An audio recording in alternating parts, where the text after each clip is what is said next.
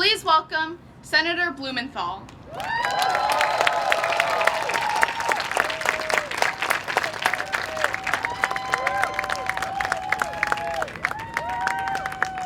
Thank you all. What do we want to say to the United States Senate? Don't look away. Look away. Don't look away. I want to hear it even louder. Don't look away. Don't look away. Don't look away. You know, I've been talking to some of the students who are here. That is a sight worth 1,000 of my words. You've heard the old adage, a picture's worth 1,000 words. Senators, colleagues, whether you're Republicans or Democrats, you can't look away. You can't do this or this. You can't close your eyes or your ears to what's happening in America. And you have to listen and see the voices and faces that are here, because these students speak for America.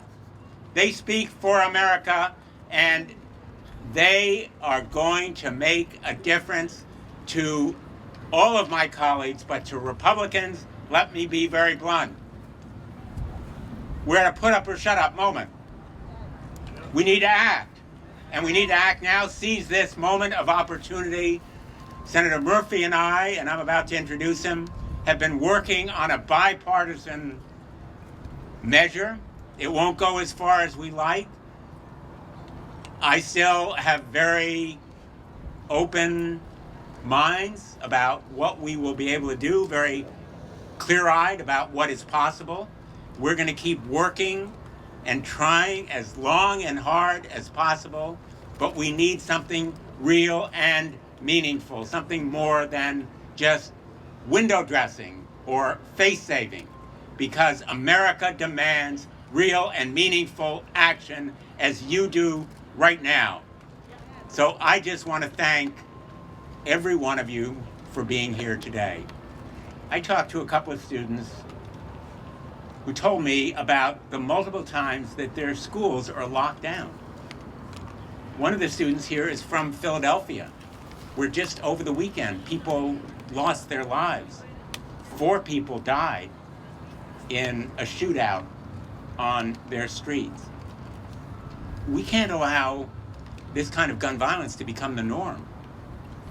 Your being here sends a really powerful message. Never doubt for a moment that you are inspiring people to listen and see and hear what's happening in America. You are our future, and we need your conscience. We need your caring. And thank you for making a difference. Never doubt that you are, and please keep telling us. I want to hear it again. Don't look away. Don't look away. Don't look away. And now I want to introduce my colleague from Connecticut, Chris Murphy, who is working with us and me and has been a tireless champion, both of us as a team, in the last 12 years that we've served in the Senate together. Chris Murphy.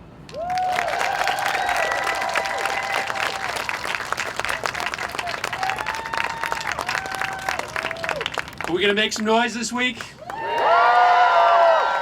Listen, here's what I know, guys. Listen, I'm so fired up that you are here because I'm a student of history, and I know that if you go back in the history books, every single great social change movement in this country has been led by young people, right? Has been led by young people, right?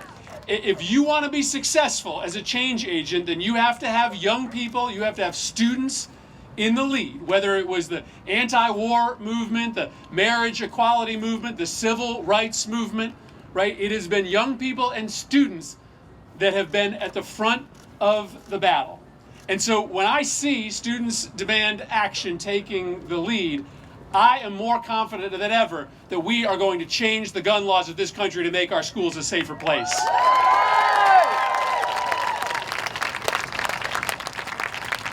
I take this personally because I have a fourth grader. I have a middle schooler. And it's hard enough being a kid today, right? I'm looking at some young people in the audience today, some middle school and high school students. It's hard enough being a kid in the middle of the pandemic, in the age of social media. Now, on top of all of that, you have to worry about whether you're going to make it home from school safe, right? My fourth grader had to have a conversation with his friends the day after Uvalde. What would happen if a shooter came into their classroom? Where would they run? Where would they hide? We don't accept that in America, do we? No. We don't accept that as the new normal. We don't accept that as a rite of passage for American kids because no other children in the world have to think about that when they walk into their school other than in this country. We will not accept it here in the United States of America. We will not stop working. We will not stop fighting until every community, every neighborhood, every school in this country is a safe place. And so I am so excited that you are here because I know that what we are building is one of those great social change movements. I know that what you are part of right now is going to be written about in the history books someday. The status quo, it sticks. It doesn't move, right? The gun industry, the status quo, it's powerful. But we're powerful too, aren't we? Right? We got more people on our side, right? We have the momentum because the country is not going to accept nothing as the answer, as has been the answer shooting after shooting. This country can't look away from what you have to go through as kids. This country cannot look away as our schools and our neighborhoods become killing fields. We are in very real discussions right now to try to craft a bill that will make a difference. And the only way that we are going to get that across the finish line is for all of you to be persistent.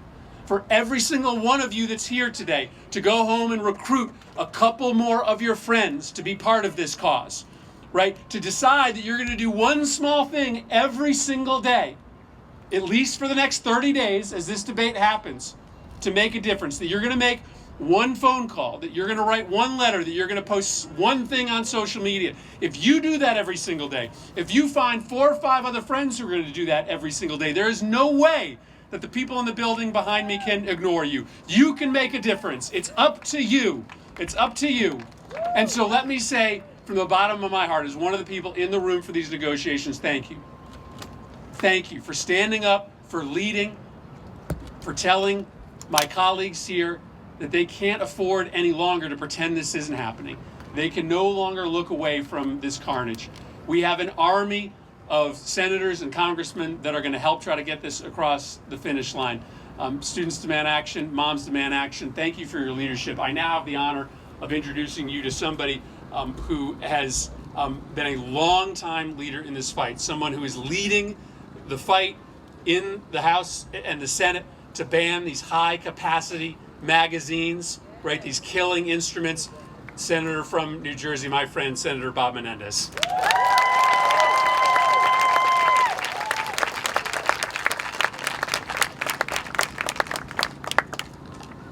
Well, let me thank Senator Murphy, who is a tireless champion on this regard, got up on the Senate floor and pricked the conscience of the Senate, and I believe the negotiations he's leading hopefully will give fruit. It'll be a beginning, and I want to salute him. Let's salute Senator Chris Murphy for everything he's done. Let me start by thanking Everytown for Gun Safety for hosting the event, for advocating for gun reform today. We thank you for using your voice to speak for those who are no longer with us, for those who are recovering from wounds all across our country. Moreover, for all those who forever carry with them the scars of gun violence. This past weekend alone, there were 10 mass shootings.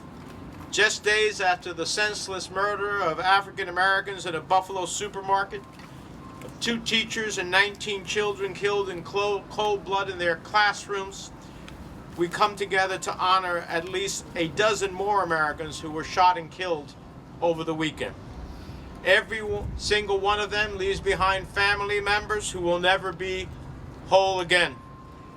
How can we possibly claim the mantle of the greatest country in the world if elected officials simply stand by and let this happen? They cannot look away, and we won't let them look away. How can we live in a society where we regulate everything from a license to drive a car to lottery tickets, but we cannot agree to even simple background checks for assault weapons capable of committing mass murder? It's unconscionable. And it goes against the fiber of everything that we should stand for as a country, which is why I want to be abundantly clear. Every single mass shooting is the result of a policy failure. Guns, especially assault weapons equipped with high-capacity magazines. I voted for the assault weapons ban when I was in the House of Representatives, one of the best votes I ever took. I am proud of my F record with the NRA, and I hope to keep it. But high-capacity magazines is about high-capacity killing. Nothing else. They don't belong in our schools, in our supermarkets, in our movie theaters. They have no places in our houses of worship or our workplaces. They don't belong in our streets, full stop. And those who seek to kill Americans with such weapons do not have greater rights than our nation's children, to whom we owe a precious obligation to protect.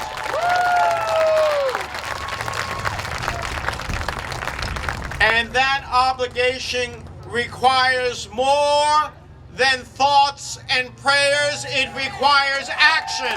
Today, action is what it requires. We need the Senate to pass legislation like the one being negotiated by Senator Murphy that can expand background checks, that can raise the minimum age to buying a semi-automatic weapon, that can enact red flag laws. I would go further. But as long as we can break the stalemate and begin to move forward, we can have progress. And any measure that saves one life is well worth it. So there's simply no earthly reason for Congress to fail to act on measures that are supported by overwhelming majorities of the American people.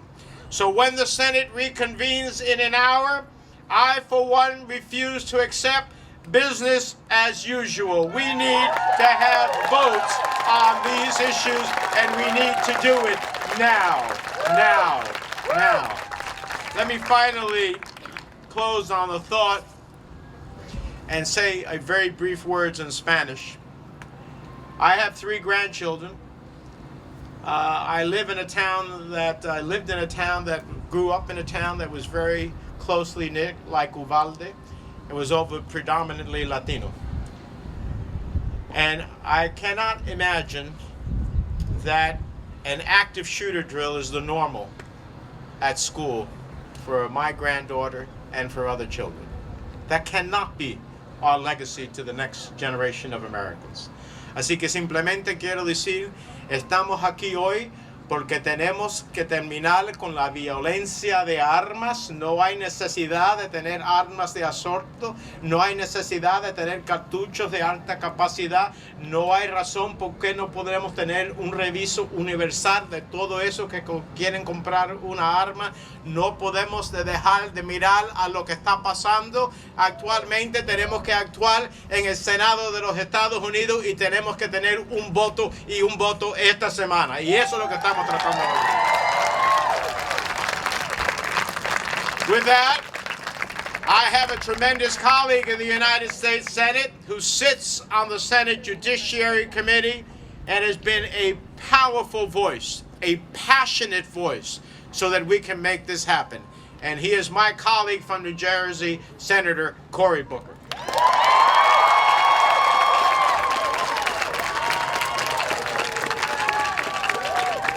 Hello, everybody.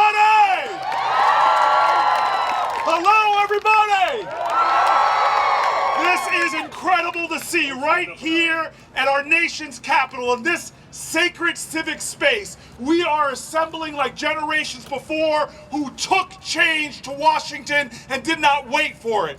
I am so proud that you all understand that the way we make change in this country has not been a bunch of senators on the floor like me. Back in the 1920s, it wasn't a bunch of guys coming there, hey, huddle up, fellas, let's give women the right to vote, all right? Okay, break. No, that's not how change happens. Change happens when we make it happen. Change happens through protests, through activism, through work, through voting, through doing the things that are necessary to make our democracy work. Because it has been too many years that this crisis has not been on the front of the agenda of Washington. Too many years where we've watched the killings in our country continue. I've known too many people that have been died by gun violence. Too many young people in my home community of Newark, New Jersey. Lives cut short by murder, by guns that should not be on streets like ours. But I know something from our history, and that's why I'm so glad to see you all here. Frederick Douglass said it. If there is no struggle, there is no progress. Power concedes nothing without a demand. Well, today we demand change. We demand progress. We demand background checks that are comprehensive. We demand a ban on assault-style military weapons. We demand flat red flag laws. We demand gun licensing. We demand us living up to our creed as a country. That we are a nation that believes in life, liberty, and the pursuit of happiness. You cannot have liberty when you're chained to fear that your school or your mosque or your synagogue or your park or your church or your grocery store can become a killing field. You can't have liberty when you have children in our schools who get the implicit message, hey, we can't protect you, so we're going to teach you how to hide. You can't have liberty when the strongest nation on the planet Earth leads the planet Earth in the number of its people dying due to gun violence during times of peace. We are fighters for liberty. We are fighters for freedom. We're fighters for the pursuit of happiness that has been stolen from too many people in too many places. And so I want to tell you all right now, I believe in America. I believe that there's nothing wrong with our country that can't be solved by what's right with our country. And you all today are what's right about our country.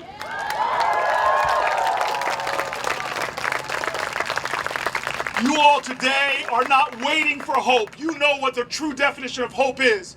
Hope is the active conviction that despair will never have the last word. And so I know a lot of people are hurting today. I know a lot of folks are grieving today.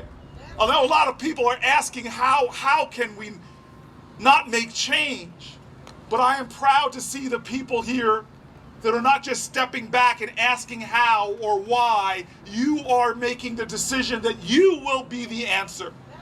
You will be the hope. You will be the promise of a better day.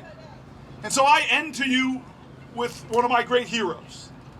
My greatest heroes are not the people that serve in the Capitol. I'm friends with a lot of folk and admire and look up to a lot of people. But my heroes are all American activists, people that in the face of hurt and pain found a way to keep going. People who fall down or get knocked down but get back up. People who know that you will face many defeats but you must never be defeated. People that know that the power of the people is greater than the people in power.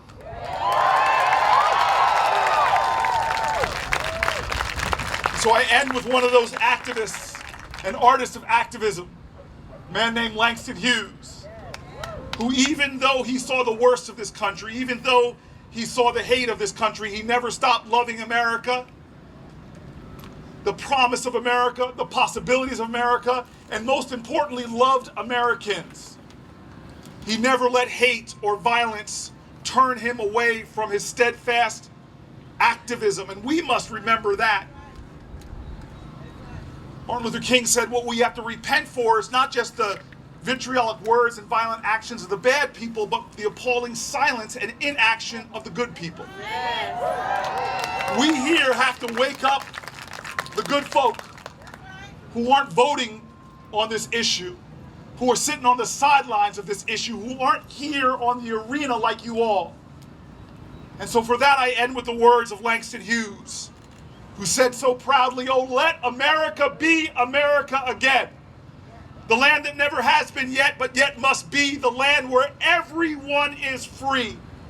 The poor man, the Indian, the Negro, me, who made America, whose sweat and blood, whose faith and pain, whose hand at the foundry, whose plow in the rain, must make our mighty dream live again." Oh yes, I say it plain. America never was America to me, and yet I swear this oath, America will be. You all are going to make this country live up to its credo, that we will be a nation of peace, that we will be a nation free from gun violence, that we will be a nation that loves its children so much that it's willing to put down the love of guns, the love of money, and the love of power. That is what's going to make America. You will make America. Thank you. God bless you. Freedom, peace, liberty, and love. Thank you.